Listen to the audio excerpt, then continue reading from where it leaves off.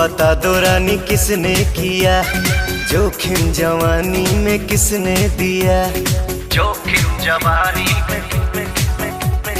ये तो बता दो रानी किसने किया, जोखिम जवानी में किसने दिया, कौन दर्द भर दिया रे।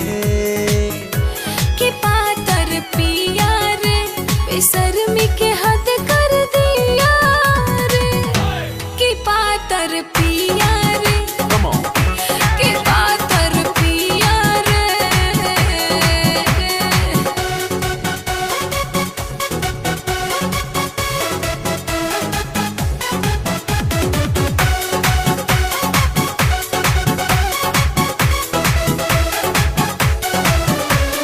मातला रे बलम तोर कैसे, तातला रे बिजुरिया के जैसे,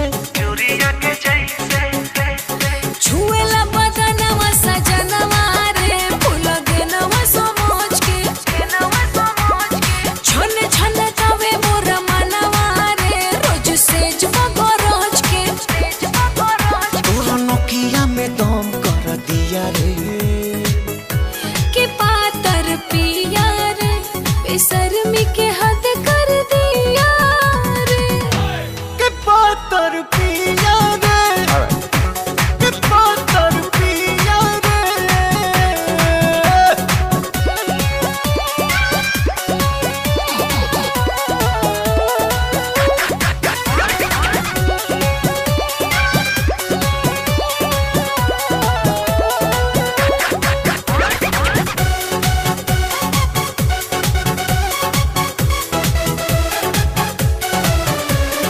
बाम ले लो ना, आराम कर देगा, दर्द देहिया के तमाम कर देगा।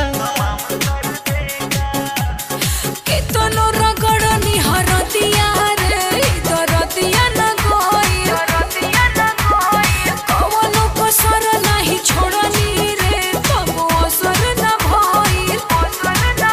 राउर जिंदगी जहर कर दिया रे।